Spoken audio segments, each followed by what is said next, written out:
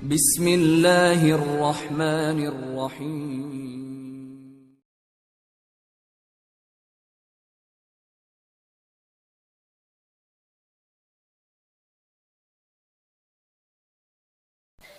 Dalam contoh sehari-hari aja, misalnya mau main, ternyata lapangannya becek misalnya. Kalau buat anak-anak BMX atau skate mau ngetrik, ternyata lagi cedera. Atau mau jalan sama seseorang, hujan misalnya. Apain lagi? Mau beli handphone baru, ternyata usaha kita yang tadi kita udah pikirin ada untungnya malah rugi. Mau jalan-jalan keluar kota, pasangannya sakit. Dan banyak, kadang-kadang penyebabnya sepele banget. Tapi bikin kita kecewa. Nah, gimana caranya kalau kondisinya kayak gitu? Sama kayak para sahabat dulu dalam perjalanan umroh. Pengen umroh, ternyata udah sampai di perbatasan kota Mekah, gak boleh masuk, disuruh pulang lagi ke Madinah. Itu kan diceritain dalam surat Al-Fatihah tentang perjalanan umroh yang berakhir dengan malah perjanjian Hudaybiyah. Niatnya pengen umroh tapi endingnya perjanjian. Yang isi perjanjiannya, poin-poinnya kayaknya ngerugiin umat Islam banget. Tapi kan Allah punya rencana dan rencana Allah pasti yang terbaik daripada rencana kita. Masalahnya gimana kita bisa ridho, bisa rela kalau kondisi itu terjadi dalam hidup kita. Kita sih yakin, ini adalah qadarullah, keinginan Allah. Tapi bikin kita yakin itu jadi berbuah, yakin itu kan kayak pohon ya. Iman itu adalah pohon. Gimana biar pohon ini berbuah? Salah satu buahnya itu adalah sifat ridho, sifat nerima. Sehingga dengan sifat ridho itu akhirnya kita punya kebaikan. Kebaikannya jadi bisa survive, tenang hadapi masalah, sabar dan seterusnya. Nah, gimana caranya? Setelah kita dapat sesuatu, kita yakin kepada Allah terus jadi ridho. Nah, ini belajar matematikanya Allah Subhanahu wa taala. Dan itulah yang terjadi dalam perjanjian Hudaybiyah, terjadi kepada Siti Maryam yang tadi dibacain suratnya. Maryam gak pengen punya anak tanpa suami. Kalaupun harus punya anak, nikah dulu. Tapi Allah punya rencana lain. Rencana manusia punya anak setelah nikah.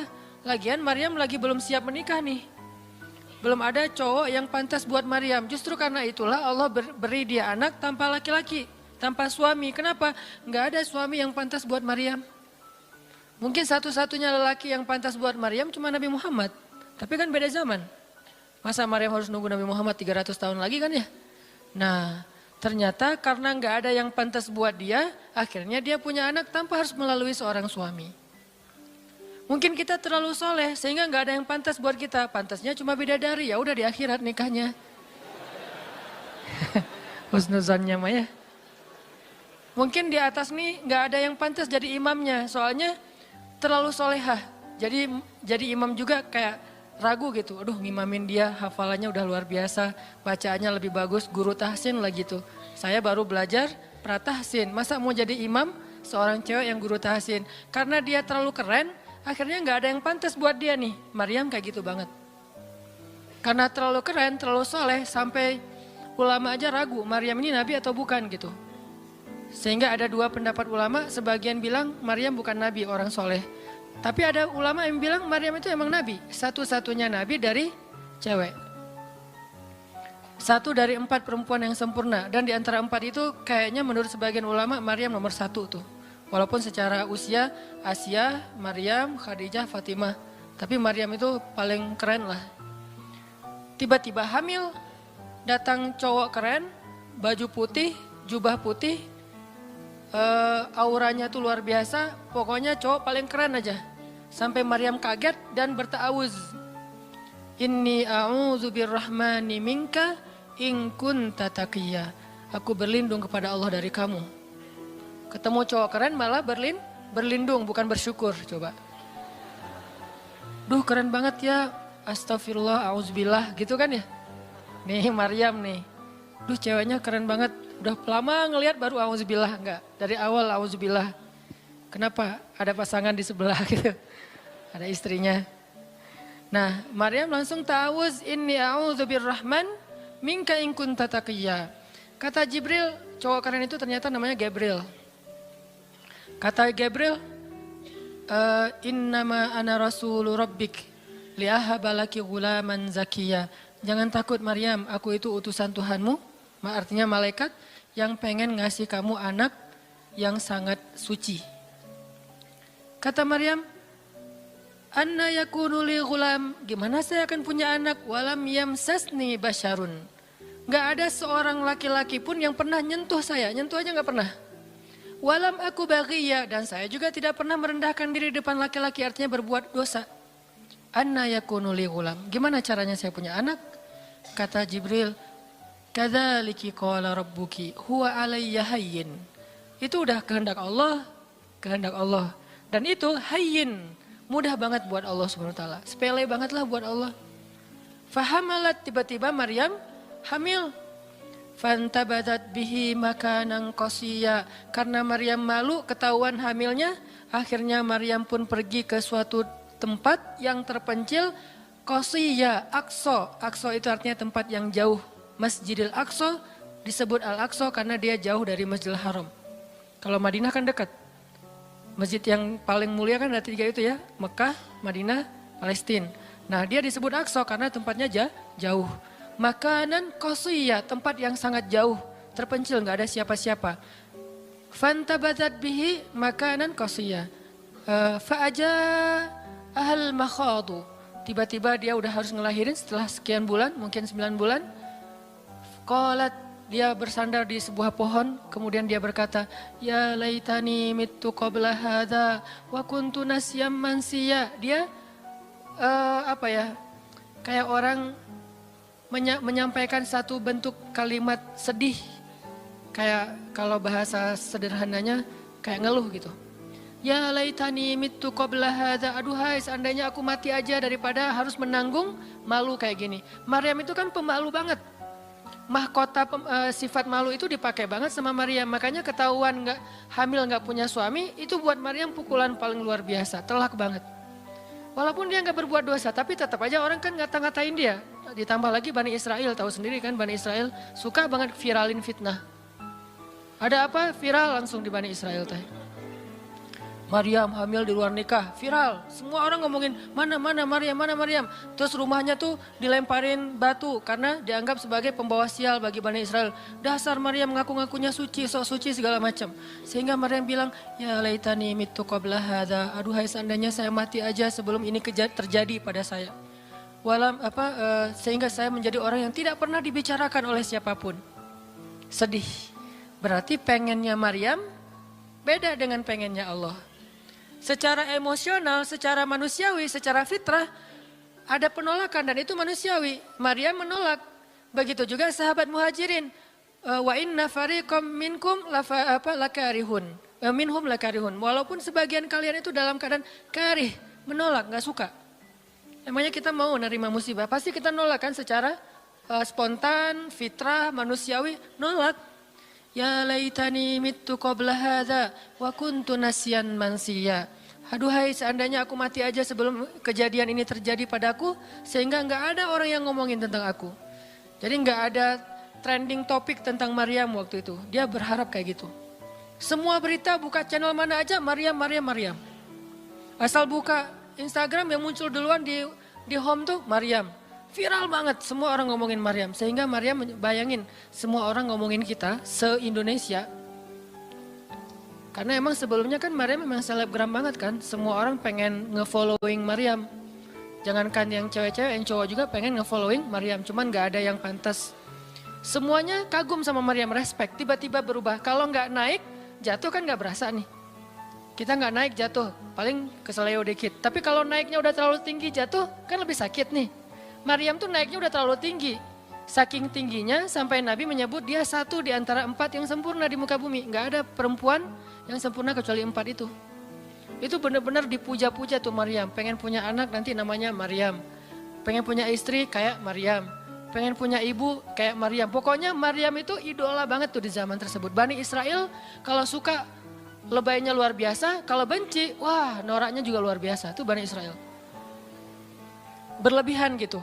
Kalau suka habis-habisan sampai dijadikan Tuhan kan dulu mereka pernah mengangkat seorang laki-laki yang soleh jadi Tuhan. Namanya Uzair. Namanya Uzair. Disebut sebagai anak Tuhan. Kemudian juga Isa juga gitu. Bani Israel tuh luar biasa kalau suka. Kalau benci, wah habis-habisan juga tuh dijelek-jelekin. Kayak mereka ngejelek-jelekin Musa, Harun. Kalau Harun gak terlalu sih Musa. Kayak mereka ngejelek-jelekin Nabi, malaikat apa? Mikail, malaikat Jibril. Kan Bani Israel paling gak suka sama Jibril ya. Jadi gak ada orang Yahudi nama anaknya Gabriel tuh gak ada. Rata-rata nama anaknya Michael. Karena mereka senang banget sama Mikail, gak suka sama Jibril. Kenapa? Jibril itu kalau turun pasti bawa perintah. Wahyu kan? Jibril mah hese, bawa perintah wae gitu. Bawel Jibril menurut mereka. Kalau Mikail keren, bawa rezeki, bawa rahmat, bawa apa. Sehingga mereka senangnya sama Mikail. Dibikinlah film Jin versus Gabriel. Malah nggak yang baik itu waktu itu Jin. Kan banyak tuh film-film kayak gitu tuh. Itu emang dari dulu kayak gitu. Nah Maryam naik tinggi, dipuja-puja semua orang. Maryam kalau ketemu Maryam fallback dong gitu-gitu pada. Wah pokoknya heboh aja sama Maryam. Tiba-tiba ada kasus, Maryam kan jatuhnya dalam banget. Sehingga Maryam tuh nggak siap perasaannya. Bukan karena dia sombong dan senang dipuja. Tapi memang dia orang yang selama ini nggak melakukan kesalahan apapun. Tiba-tiba dihadapkan dengan tuduhan yang sangat-sangat menyedihkan. Mirip dengan yang dialamin oleh Aisyah dituduh selingkuh. Orang sekelas Aisyah dituduh selingkuh kan berat banget. Kita aja dituduh macam-macam udah wah sedih kan, apalagi Aisyah. Sekelas Aisyah yang terjaga dituduh selingkuh. Maryam terjaga dituduh selingkuh. Ternyata diam-diam Maryam banyak banget ada versi gosip dia melakukannya dengan rahib. Ada yang gosip melakukannya sesama murid di Al-Aqsa. Ada gosip melakukan dengan Zakaria. Banyak gosip. Berat banget buat Maryam. Sehingga Maryam mengatakan, ya laitani mittu qabla hadha wa kuntu nasyan mansiya. Aduhai seandainya aku mati aja. Aduhai seandainya dulu aku gak bikin akun Instagram. Pasti gak akan jadi apa-apa gitu. Nyesel udah punya akun. Udah gitu banyak lagi yang ngomongin. Akhirnya turun ayat. Turun lagi Jibril. Turun malaikat. Fanadaha min tahtiha alla tahzani qad ja'ala rabbuki tahtaki sariyya. Dipanggillah Maryam oleh malaikat itu. Ya Maryam, la tahzani. Kalau Abu Bakar, la tahzan. Kalau Maryam, la tahzani. Dua orang yang disebutkan kalimat la tahzan di dalam Al-Quran. La tahzan, innallaha ma'ana. Siapa? Abu Bakar. Kalau Maryam, la tahzani, qad ja'ala rabbuki tahtaki sariyya. Jangan sedih wahai Maryam, gak usah khawatir. Allah udah memunculkan mata air di bawah kakimu. Artinya Allah yang akan merawat kamu. Allah yang akan ngebelain kamu. Allah yang akan deketin kamu. Allah bersama kamu wahai Maryam. Apa pelajarannya di sini teman-teman? Ketika Allah menggunakan logikanya yang kita tidak bayangkan, yang awalnya kita tolak, itu artinya Allah sedang memberikan kita kesempatan hanya akan ditolong oleh Allah saja, tidak oleh makhluk. Ketika Allah menempatkan kita dalam suatu situasi yang sulit, yang sampai bikin kita kehabisan ide nih gimana cara keluar dari situasi ini, itu berarti Allah lagi ngasih kita kesempatan masuk dalam sebuah situasi yang tidak ada yang bisa nolong kita kecuali Allah. Allah pengen nolong sendiri. Dan pertolongan Allah itu ajaib. Tapi kalau Allah tempatkan kita dalam sebuah situasi yang kita masih berpikir dan menemukan beberapa jalan walaupun belum pasti bisa, berarti kita masih diberikan kesempatan yang nolong kita itu makhluk. Oh minta tolong ke si fulan, minta tolong si fulan. Tapi begitu kita mentok, kenapa ya kok berat banget nih masalah saya? Berarti Allah lagi menempatkan kita di sebuah situasi yang Allah sendiri yang akan menolong kita. Itulah perang Badar, itulah perang Ahzab. Itulah Hudaibiyah, itulah Maryam, itulah banyak kisah kayak gitu. Situasi yang kayak udah mentok banget, yang gak pernah kita bayangkan, yang kita awalnya pasti nolak secara spontan, berarti Allah lagi nempatin kita di sebuah situasi yang Allah pengen men-treat kita langsung sendiri, gak mau pakai yang lain. Qad ja'ala rabbuki tahtaki sariyya. Allah sendiri yang akan memunculkan mata air di bawah kakimu wahai Maryam. Ayub juga kayak gitu. Semua dokter datang habis uang Ayub untuk biaya dokter tapi nggak sembuh. Kenapa? Allah nggak pengen kesembuhannya dengan cara-cara yang kebayang oleh Ayub. Allah nggak pengen kita dapat jodoh dengan cara yang kebayang oleh kita. Reunian, stalking Instagram, salah ngambil kebab. Pokoknya yang kebayang sama kita itu nggak akan.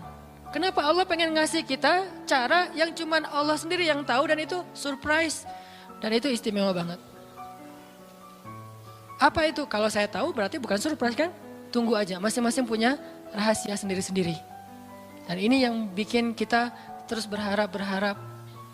Sehingga Maryam tiba-tiba ngelihat di bawah kakinya sama Isa udah ada mata air. Minumlah dari mata air itu. Terus kata Allah, وَهُزِّي إِلَيْكِ بِجِذْعِ النَّخْلَةِ تُسَاقِطْ عَلَيْكِ رُطَبًا جَنِيًّا.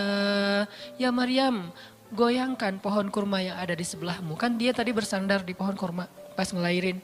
Terus disuruh goyangin tuh pohon kurma. Saya pernah bilang, bayangin gimana seorang perempuan yang baru ngelahirin, yang lagi lemah disuruh goyangin pohon kurma. Pohon kurma itu ukuran diameternya sebesar meja ini nih. Lebih besar daripada diameter pohon kelapa. Bayangin, ngegoyang pohon kurma sebesar ini, seorang perempuan, goyang gak tuh pohon? Gak bakal, laki-laki aja gak goyang, apalagi sendiri. 10 orang laki-laki aja ngegoyang pohon kurma segede ini, belum tentu goyang. Goyang aja enggak, apalagi sampai ngejatuhin buah kurma. Kalau buah kurma yang udah tua jatuh masih mending, ini yang muda jatuhnya tuh. Berarti kan goyangnya lumayan tuh. Berapa skala Richter ya? Yang muda jatuhnya rutoban janiyya, bukan korma yang tamar, yang udah tua, yang udah emang dihembus juga pakai angin jatuh enggak. Wahuzzi, goyangkan pohon kurma itu ya Maryam. Apakah Maryam berpikir Allah kalau ngasih perintah yang logis deh? Enggak kan? Kan Allah tahu ini pohon kurma dan saya baru ngelahirin, masa disuruh goyang? Enggak. Logika kayak gini, pertanyaan kayak gini enggak muncul dari orang yang udah pasrah banget sama Allah, yakin kalau Allah yang perintahkan lakukan aja deh. Gak usah tanya gimana nanti hasilnya, itu bagian Allah, bagian kita ngelakuin apa yang Allah perintahin, disebut dengan ikhtiar. Kadang-kadang ikhtiarnya gak nyambung dengan hasil, tapi Allah suruh, ya udah lakuin aja. Maryam pegang tuh pohon, baru digoyang dikit udah langsung berguncang. Tusakit alaiki, jatuhlah, bukan jatuh, berjatuhanlah, berarti banyak nih. Berjatuhanlah untukmu rutoban janiyya, buah-buah kurma yang masih muda tapi manis. Artinya apa? Hasilnya Allah yang pilih. Kurma yang mana yang mau jatuh, dengan rasa apa yang mau jatuh, yang jaraknya sekian dari tempat duduknya yang Maryam yang akan jatuh. Allah yang menentukan hasil, tugasnya Maryam cuma ngegoyangin dong walaupun gak mungkin akan terguncang. Ini iman, belajar iman. Allah yang suruh ya sudah saya lakukan. Allah suruh ikhtiar ya saya ikhtiar, Allah suruh berobat ya saya berobat. Tapi hasilnya Allah yang nentuin kayak gimana caranya. Akhirnya rutoban janiyya, berjatuhan. Kata Allah, fakuli washrobi wa qarri aina. Makanlah Maryam, minumlah Maryam dan bersenang hatilah kamu dengan semua ini. Sehingga kata Nabi komen setelah baca ayat ini nih. Nabi komen Nabi apa? Korma dan manusia itu ada hubungan sejarah. Diciptakan dari jenis tanah yang sama. Jadi pohon-pohon lain itu jenis tanahnya beda. Cuman satu yang mirip dengan manusia, jenis tanahnya korma. Sehingga salah satu yang cepat merecovery seorang perempuan yang baru ngelahirin adalah makan rutoban janiyya, korma yang yang muda tapi manis. Jangan dikasih ke bayinya ya, keselak, bahaya. Kasih ke ibunya. Kalau ke bayinya tamar, korma yang udah tua, terus dikunyah sama bapaknya dengan syarat bapaknya udah gosok gigi. Jangan habis makan bala-bala, cengek, makan kurma kasih ke bayi. Kasih ke bayi yang tua, kasih ke ibunya yang muda. Dan itu cepat merecovery seorang perempuan.